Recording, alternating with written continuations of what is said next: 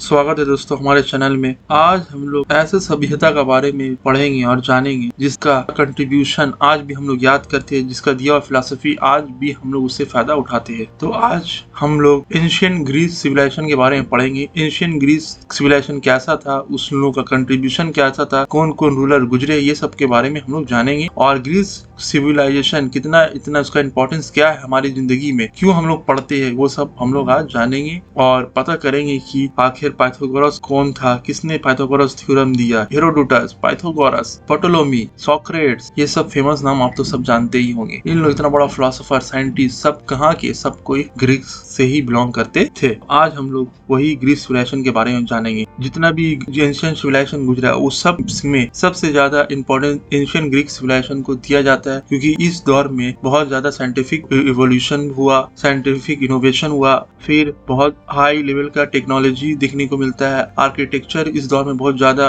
Famous हुआ। Architecture आज भी उसको हम लोग देखकर याद करते हैं। आज तक आर्किटेक्चर का नाम है ग्रीक आर्किटेक्चर का। पोएट्री, टेक्नोलॉजी, साइंस का फील्ड में बोलिए, आर्ट का फील्ड में बोलिए, हर एक फील्ड में जो एंशिएंट ग्रीस सिविलाइजेशन था वो पीछे नहीं था, और जिसका कंट्रीब्यूशन आज भी दुनिया उससे फायदा उठा रहा है। तो सबसे पहले देखते हैं एंशिएंट ग्रीक सिविलाइजेशन को आर्काइक ग्रीस भी कहा जाता है, आर्काइक सिविलाइजेशन भी कहा जाता था। एंशिएंट ग्रीस सिविलाइजेशन का उदय यानी कि राइज होता है 700 BCE में। सबसे पहले मैं आपको बता दूं कि ग्रीक सिविलाइजेशन से पहले यानी 700 BC से पहले एक सिविलाइजेशन था जिसको माइसेनियन सिविलाइजेशन कहा जाता था। तो वो सिविलाइजेशन उतना इंपॉर्टेंस नहीं है, इसलिए बता देता हूँ कि ग्रीक सिविलाइजेशन से पहले एक सिविलाइजेशन था जिसको माइसेनियन सिविलाइजेशन कहा जाता था। माइसेनियन सिविलाइजेशन का खात्मा जब हो गया तो उसके बाद एक डार्क एज आ गया था। ग्रीस में एक डार्क एज देखने को मिला। उसका बाद से ही सिटी स्टेट का उदय होता है। तो सिटी स्टेट का उदय से पहले क्या था, ग्रीक में डार्क एज था जिसे डार्क एज कहा जाता था। फिर उसके बाद आता है आर्काइक पीरियड। डार्क एज के बाद जब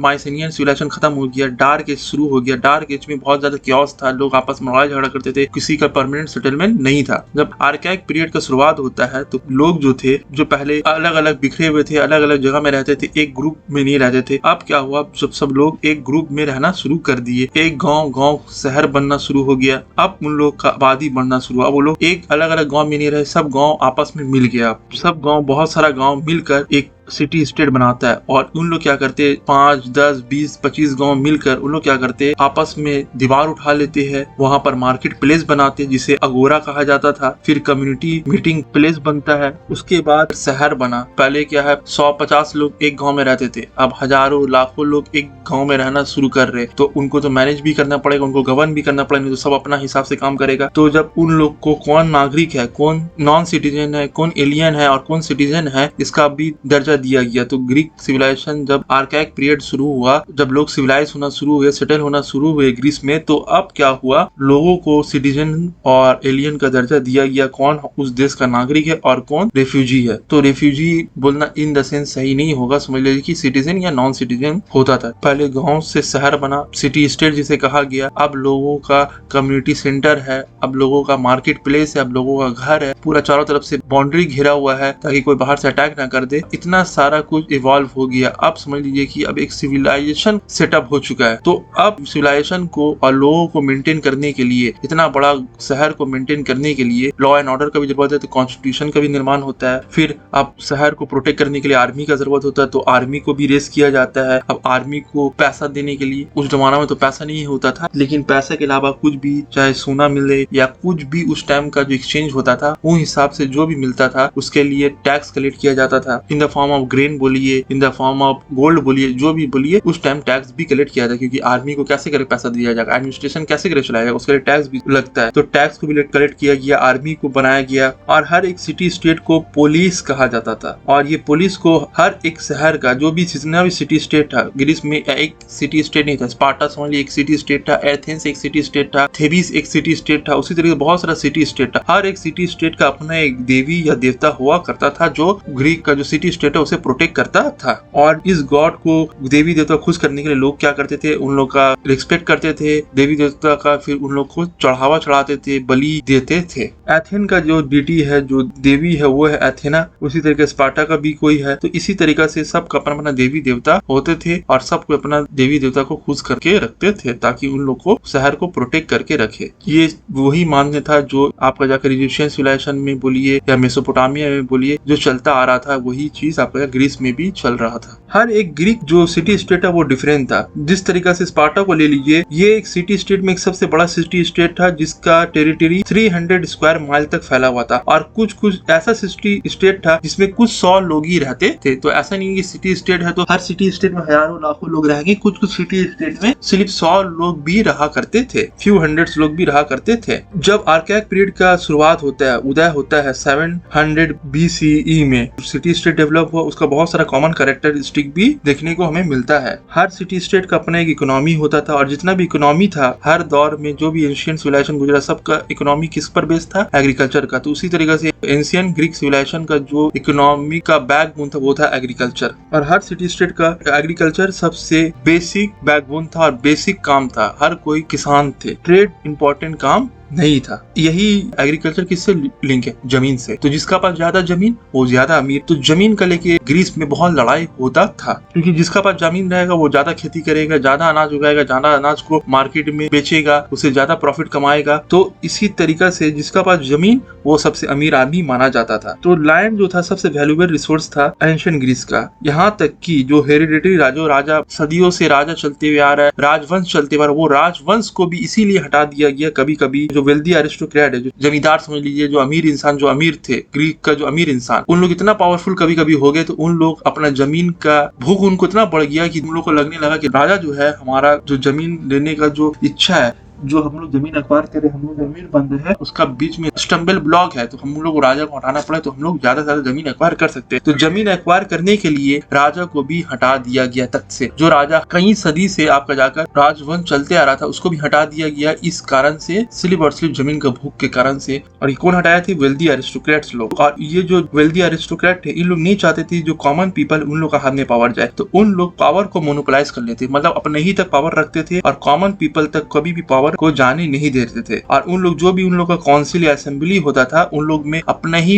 जान पहचान का, और जो एरिस्टोक्रेट लोग को जो फेवर करता था, उन लोग का बात को जो सहमति देता था, उन्हीं लोग को उन लोग काउंसिल में और असेंबली में जगह दिया करते थे। और इसलिए इतना ही नहीं, ये जो वेल्दी एरिस्टोक्रेट थे, इन लोग क्या करते थे, जो अच्छा फार्म लैंड है, क्योंकि जमीन तो हर जमीन अच्छा नहीं होता, हर जमीन उपजाऊ जमीन नहीं होता, बहुत सारा जमीन बंजर भी जमीन होता है, लेकिन आज तो बंजर जमीन का भी दाम, तो उस दौर में बंजर जमीन का कोई भी वैल्यू नहीं था। तो जो भी अच्छा फार्म लैंड था उसको भी ये वेल्दी क्लास लोग एक्वायर कर लेते थे। और यहाँ तक कि एक्वायर करने का दलील ये देते थे कि कुछ एरिस्टोक्रेट लोग को कोई अगर रोकता था तो वो बोलते थे कि हम लोग तो गॉड का डिसेंडेंट है, गॉड ने हमें भेजा है, और जमीन किसका? गॉड का हम लोग डिसेंडेंट है, तो किसका जमीन हुआ? तो हमारा जमीन हुआ। तो ये बोलकर भी बहुत सारे एरिस्टोक्रेट जो थे वो अपना लिंक गॉड से कर दिए कि हम लोग गॉड का वंशज है, तो ये जमीन पे राइट्स इसका, हमारा राइट्स है। ऐसा भी कंसेप्ट चलता था आपका जाकर एंशिएंट ग्रीक में। उस टाइम तो डेमोक्रेसी और मीडिया तो था नहीं आज की तरह, जो लोग जागरूक होंगे तो उन लोग क्या करते थे, मान लेते थे सब बात को। क्यों? क्योंकि जो गरीब लोग थे उन लोग का पास जो बीबी थी, बच्चे थे, उन लोग तो गुलाम थे अमीर लोगों के पास। तो उन लोग का जो गरीब लोग के पास तो कोई पॉलिटिकल राइट्स तो अवेलेबल था ही नहीं, तो उन लोग क्या बगावत करेंगे या उन लोग क्या सवाल उठाएंगे। तो इसी तरीके से एरिस्टोटल बोलते हैं कि ये जो कंफ्लिक्ट है किसका बीच में, नोबल्स और जो लोग हैं, आम लोग, इनका बीच में सदियों से एक लॉन्ग टाइम स्ट्रगल चलते हुए आ रहा है, एक कंफ्लिक्ट है और ये कंफ्लिक्ट बड़ा होगा, ये मानना था एरिस्टोटल का। और फ्यूचर में देखा गया कि बहुत सारे जो एरिस्टोक्रेट है उसका खिलाफ एक सिविल वॉर भी ग्रीस में हमें देखने को मिलता है इन द फ्यूचर। तो मैं आगे ये सब के बारे में आपको बताऊंगा। अब जब ग्रीक सिविलाइजेशन बढ़ना शुरू हुआ, शुरुआत तो ग्रीस से हुआ था। आज का जो ग्रीस है, पहले तो सिर्फ उतना जरा सा ग्रीक सिविलाइजेशन था नहीं, बहुत बड़ा था। आज जो ग्रीस कंट्री है, एंशिएंट ग्रीक भी उतना ही बड़ा नहीं, बहुत बड़ा था। जब ग्रीक सिविलाइजेशन का एक्सपेंशन हुआ, जब पावरफुल होना शुरू कर दिए ग्रीक लोग, तो इमिग्रेशन करना शुरू कर दिए। क्यों? क्योंकि जमीन तो लिमिटेड था, ग्रीस में तो जमीन लिमिटेड था। और आपको मैं पहले ही बता दिया हूँ कि जमीन का लालसा सबको था, सब कोई चाहता था कि मेरे पास जमीन रहे। तो बहुत सारे लोग जिनको रहने में दिक्कत हो रहा था, रिसोर्सेस का कमी था, जमीन कम पड़ रहा था, तो वो क्या कर दिए, जो उनका सिटी स्टेट था वहां से उन लोग माइग्रेट कर दिए। क्यों? क्योंकि जमीन का सप्लाई तो कम था, आबादी तो अनलिमिटेड है लेकिन जमीन तो लिमिटेड है। तो बहुत सारे लोग, जो पॉपुलेशन का जब ग्रोथ बढ़ा और पॉपुलेशन का प्रेशर बढ़ने से क्या हुआ, बहुत सारे लोग ने क्या कर दिया, अपना होम लैंड को छोड़ के, यानी अपना जो होम सिटी स्टेट था, पोलिस था, उसे छोड़कर कम आबादी वाला जगह में, ग्रीस में जहाँ पर कम आबादी था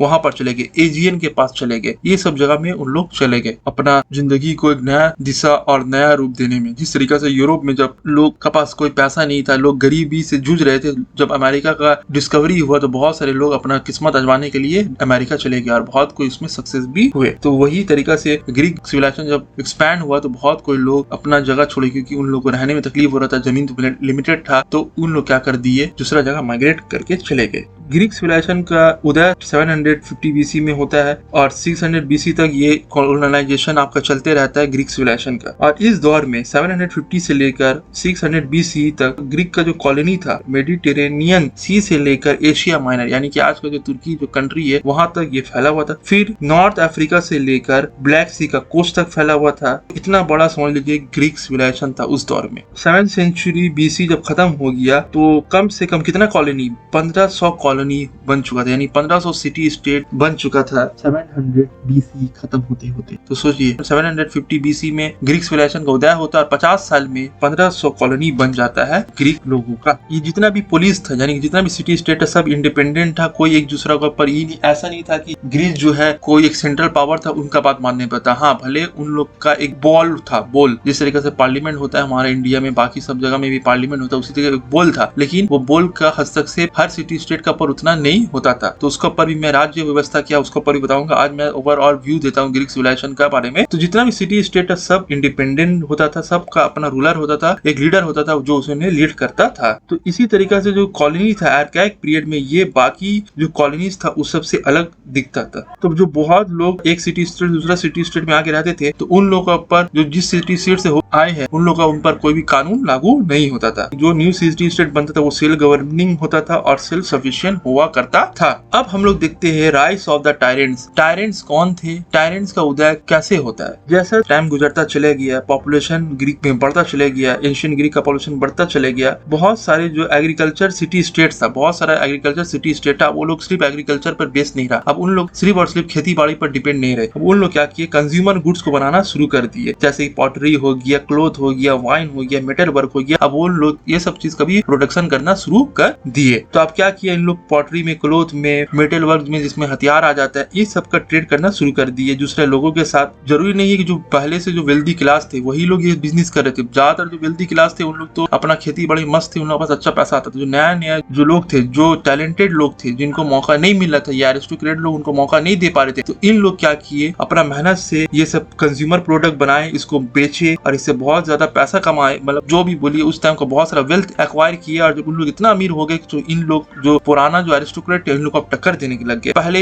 ये जो ओल्ड एरिस्टोक्रेट था इन लोगों को भी टक्कर देने वाला नहीं था, लेकिन अब एक नया क्लास उभर चुका था जो इन लोगों को टक्कर दे रहा था, जो बिजनेस से बहुत पैसा कमा चुका था। अब जो ओलिगार्ड्स था, जो कुछ लोग सिटी स्टेट पे रूल करते थे, अब उन लोग का खिलाफ भी अब एक पावर उभर कर आ गया था। तो कितना मरता, आर्मी का मदद से। उस दौर में जो हेविली आर्म सोल्जर होते थे उनको हॉप्लाइट्स कहा जाता था। उन लोग का मदद से ये जो नया नया जो लोग थे, जो नया नया जो अभी पैसा वाले बने, इन लोग क्या करते थे, यही आर्मी का मदद से क्या करते थे, जो पहले का जो एरिस्टोक्रेट जो असेंबली और काउंसिल में बैठते थे, जो कभी भी जो नीचे तबके के लोग को ऊपर नहीं आने देते थे, इन लोग को क्या कर दिए, हटाकर खुद पावर एक्वायर कर लिए। तख्ता पलट होता है ना, आदमी कभी भी तख्ता, किसी भी कंट्री में तख्ता पलट होता है तो उसका कौन मदद करता है, मिलिट्री, क्योंकि मिलिट्री के पास हथियार होता है और हथियारी से आप सब कुछ कर सकते हैं। तो जो नया नया जो वेल्दी क्लास उभर रहे थे, इन लोग क्या किए, पुराना एरिस्टोक्रेट लोग को हटाने के लिए आर्मी का मदद लिए और तख्ता पलट कर दिए। और यही जो नया लीडर उभर के आए, यही लीडर को टायरेंट कहा गया। कुछ टायरेंट जो एरिस्टोक्रेट लोग हटा के आए थे, वही तरीका से इन लोग भी हुकूमत किए, यानी कि लोगों को दबाते थे, मारते थे, काटते थे, लोगों के ऊपर जुल्म ज्यादती करते थे।